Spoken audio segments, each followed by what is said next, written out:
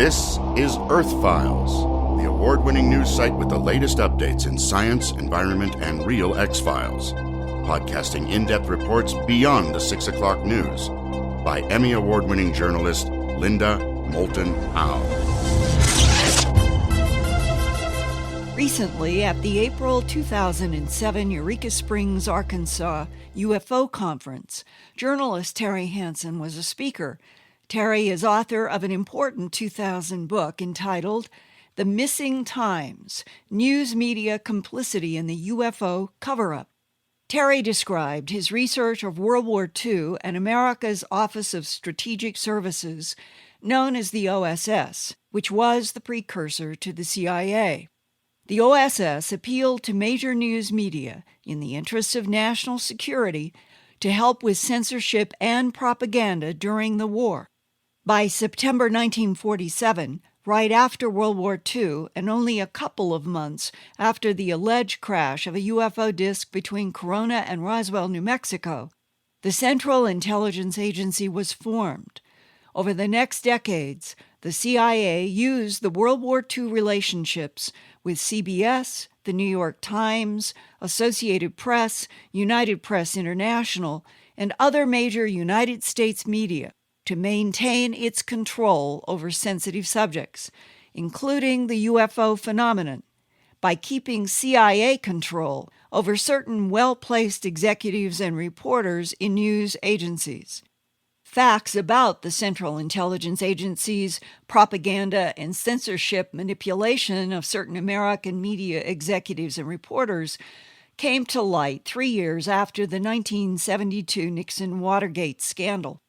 Idaho Democrat and U.S. Senator Frank Church chaired a 1975 hearing to study governmental operations with respect to intelligence activities. The Church Committee investigated illegal intelligence gathering by the CIA and FBI that emerged during the Watergate investigations. Carl Bernstein, reporter at the Washington Post, working with his colleague Bob Woodward, broke open the Watergate scandal. On October 20th, 1977, Carl Bernstein was also published in the famous Rolling Stone article entitled How America's Most Powerful News Media Worked Hand in Glove with the Central Intelligence Agency, and Why the Church Committee Covered It Up. Carl Bernstein reported that in addition to the New York Times, quote, CBS was unquestionably the CIA's most valuable broadcasting asset. CBS President William Paley and the CIA's Allen Dulles enjoyed an easy working and social relationship. Over the years, the CBS network provided cover for CIA employees, including at least one well-known foreign correspondent and several stringers. It supplied outtakes of news film to the CIA, established a formal channel of communication between the Washington bureau chief and the agency, gave the agency access to the CBS News Film Library, and allowed reports by CBS correspondents to the Washington and New York newsrooms to be routinely monitored by the CIA, unquote. One of the highly controlled subjects for decades has been the UFO phenomenon.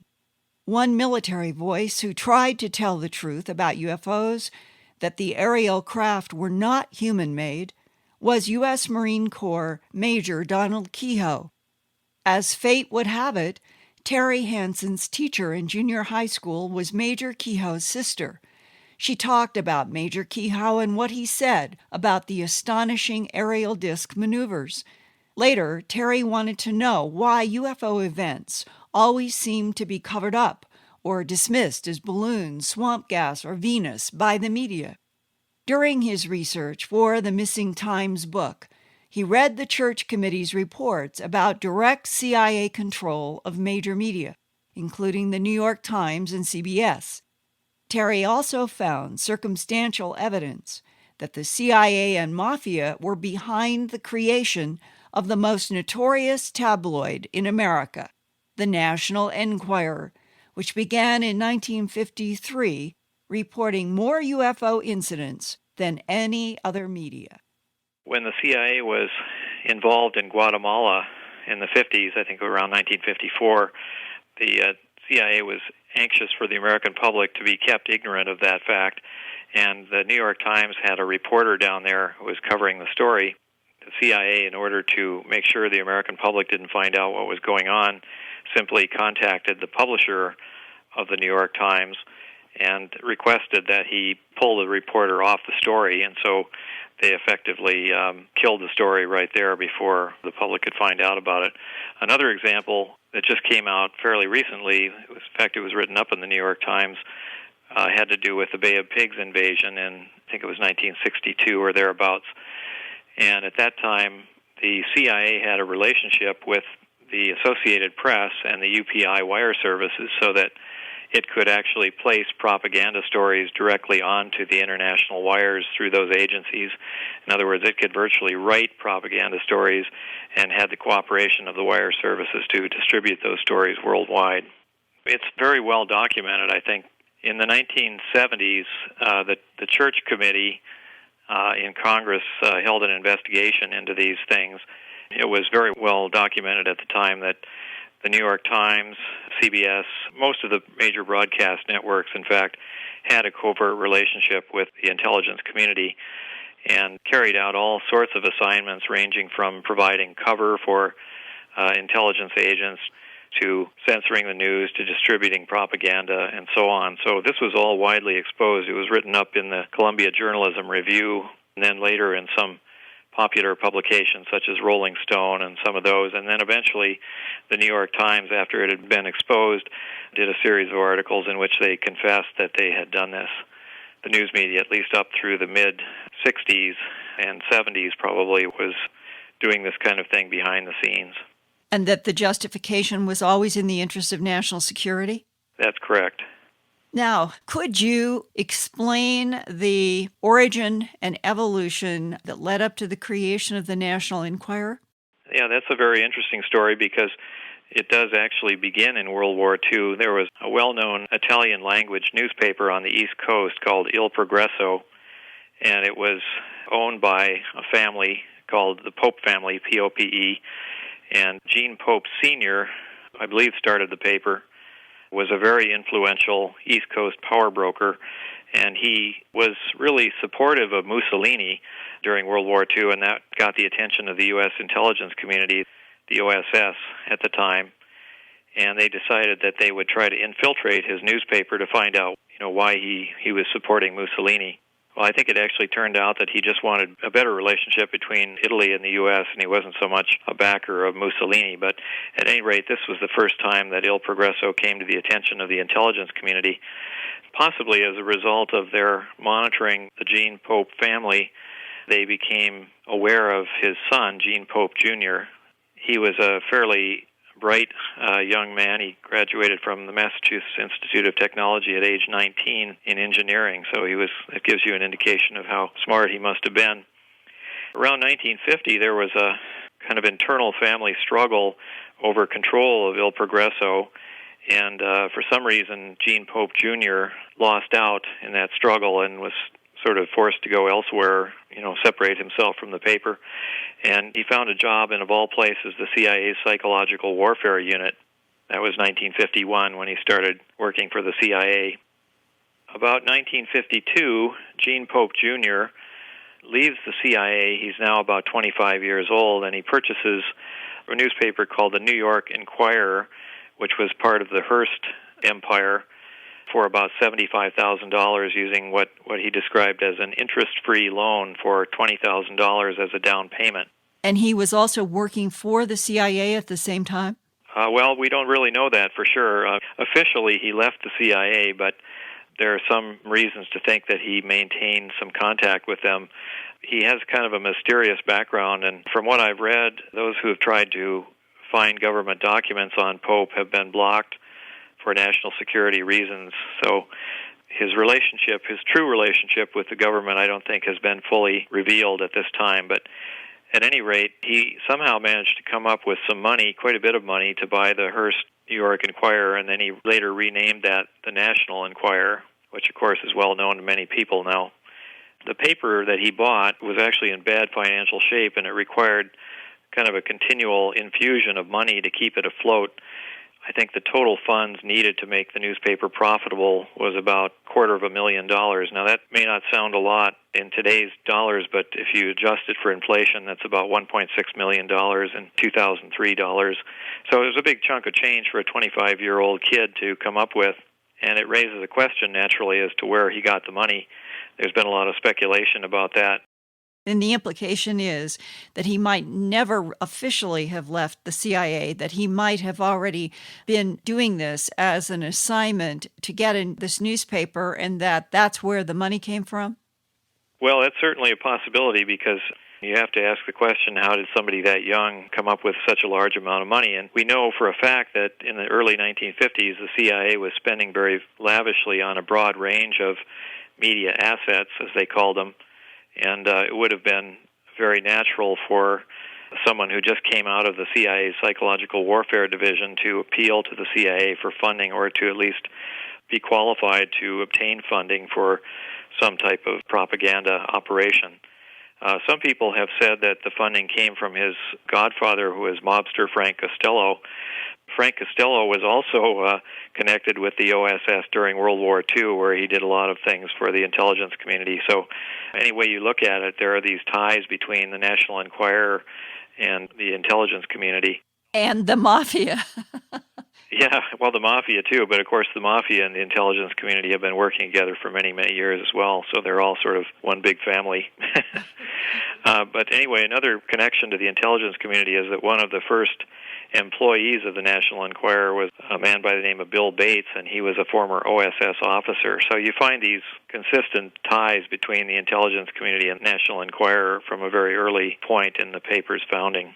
And is it fair to say that when you look back at that period of history that you researched, that the Central Intelligence Agency was essentially trying to wire so that they had influence and control on all the major media?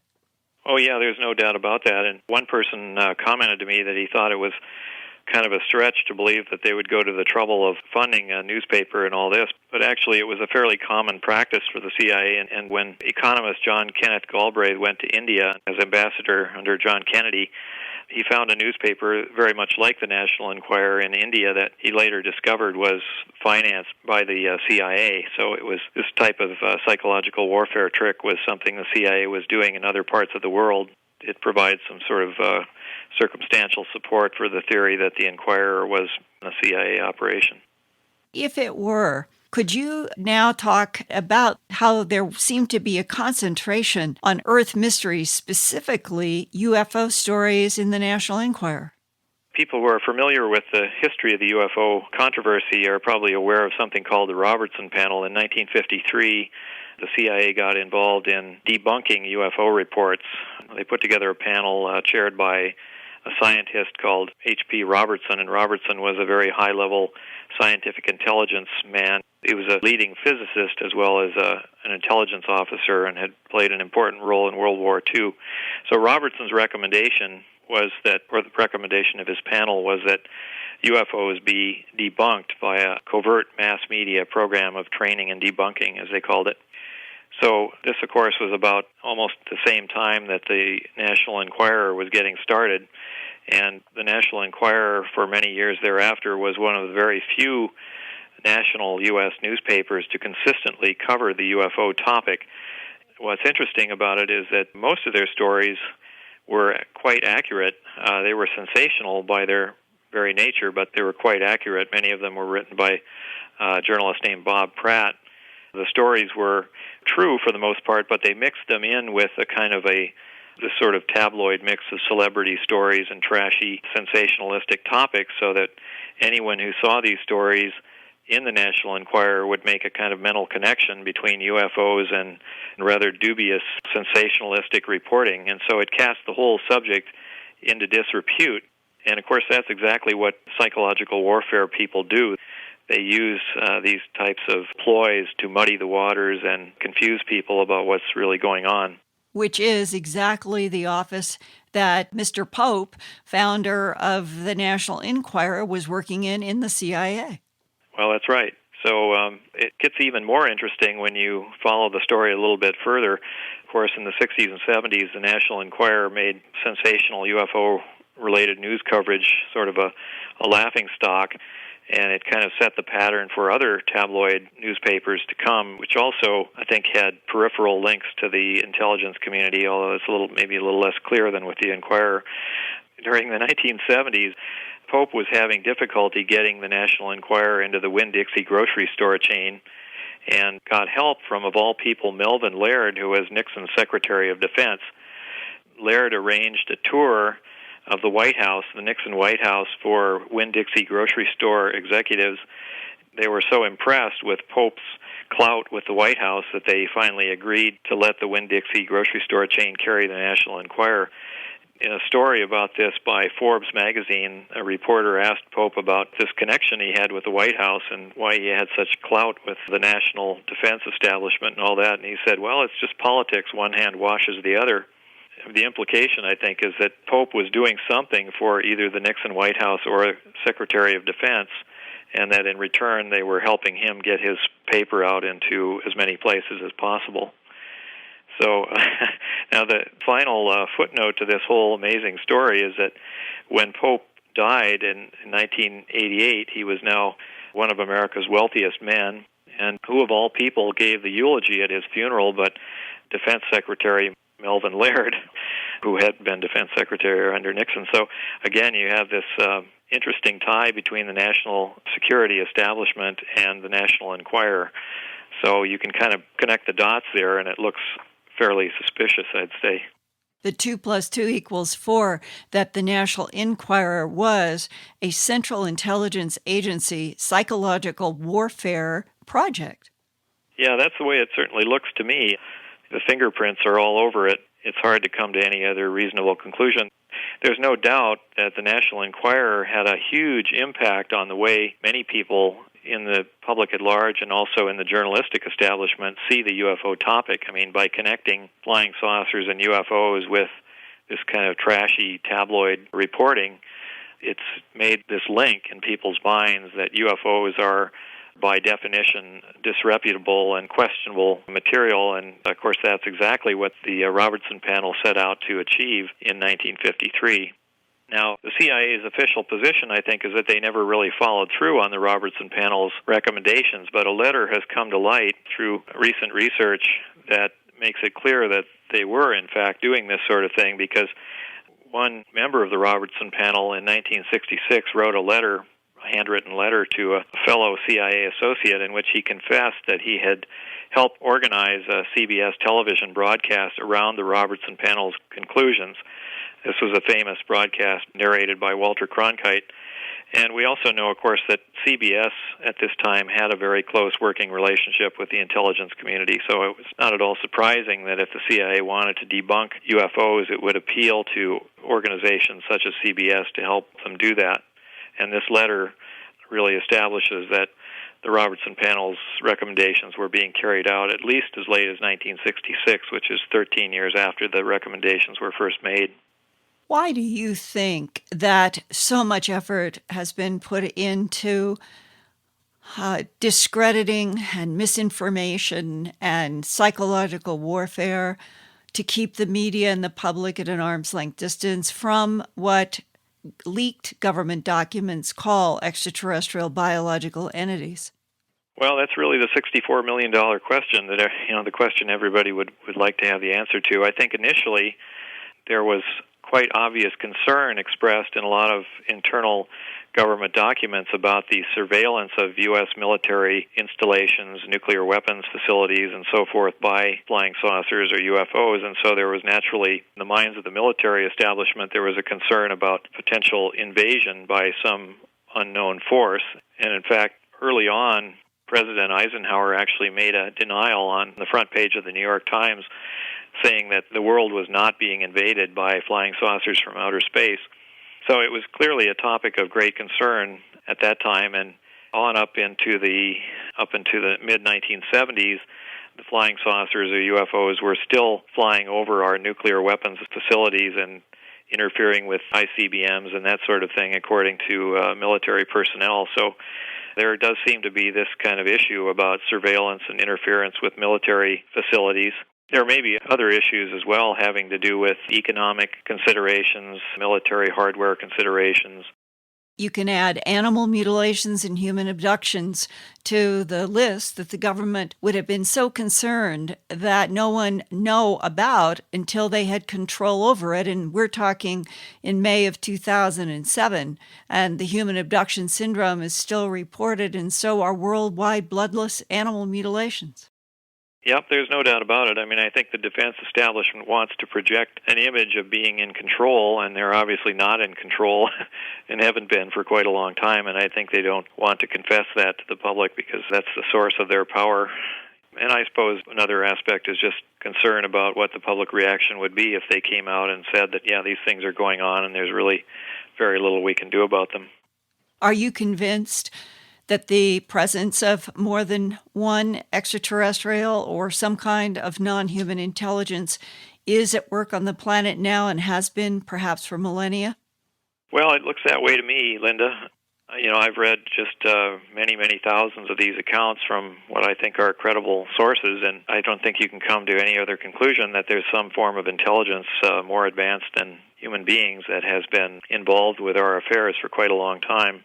I think we first became aware of this in a big way following World War II, but I suspect it's been going on for much longer than that, probably many thousands of years, if not a good deal longer. Do you think that the CIA and other intelligence agencies still have the fix in the wiring of media such as the New York Times, CBS, and so forth? I think they do. I haven't seen any real change in media policy about this in the United States anyway. So I think there is still a large, very strong tendency to try to keep the subject under wraps. But it's a question of whether they really have much credibility with the public anymore, because if you look at the public opinion polls, it's pretty clear that most people don't believe what the government is saying about the issue. So in a sense, they've already lost the battle, even though they continue fighting it using the old methods that they've had for so many years. But do you personally think that in our lifetime that the truth will finally come to the world, that we're not alone, that other advanced intelligences are here interacting with the Earth and have been for millennia? Well, that's a good question. It depends on who you look to for your source of what is true. I mean, if you look to the political establishment, they're not very good at telling the truth about anything, much less UFOs. So I think it's sort of against their nature to speak the truth about almost anything. But I see this as a microcosm of a much broader political problem in the United States right now, which is a battle for an open society. There's a battle going on between people who want to continue an open democratic society and those who want to try to suppress that. We see this manifesting in a lot of other issues outside the UFO area, but the UFOs are part of that whole problem of secrecy in government and unwillingness to run our country in a democratic fashion. And tell the truth. And tell the truth. That's right. In 1966, the CBS network aired a so-called documentary entitled UFOs, Friend, Foe, or Fantasy, narrated by Walter Cronkite. The documentary debunked the UFO phenomenon. Terry Hansen points out that shortly after the CBS broadcast, one of the CIA Robertson panel's astronomers, Thornton Page, Ph.D., wrote a letter to the Robertson panel secretary, Fred Durant. Dr. Thornton admits in the letter that he, quote, helped organize the CBS TV show around the Robertson panel's conclusions, unquote. The letter is dated September 8, 1966, and reads as if Dr. Thornton is dismissing the entire disk phenomenon, as if it were meaningless. Here is the astronomer's entire letter, handwritten while he was riding on a New Haven, Connecticut train. Quote, Dear Fred, I remember Q building and flying saucers well. Have used the latter to teach astronomy students since 1958 and helped organize the CBS TV show around the Robertson panel conclusions, plus more recent student interests. The sociological aspects still intrigue me, particularly the eastward drift of UFO activity around the world and the God Angel image transferred to UFO crews. It's too bad that the U.S. Air Force still is accused of, quote, holding something back, unquote, and that this, quote, serious business, unquote, is a bestseller. For more information about the news media complicity and the UFO cover-up, Terry Hansen's book, The Missing Times, can be ordered directly from the book's electronic publisher, Libris Online Bookstore. The hot link, phone numbers, and hard mail address are given in my Earthfiles.com report at www.earthfiles.com. Terry Hansen's important book is also available at Amazon and Barnes & Noble Books. Thanks for listening to this Earthfiles podcast from the edges of science, environment, and real X-Files. Go to www.earthfiles.com to see more than 1,000 Earthfiles reports with photographs, drawings, and documents. And visit Earthfiles every day, every week, for new reports and new podcasts. That's www.earthfiles.com.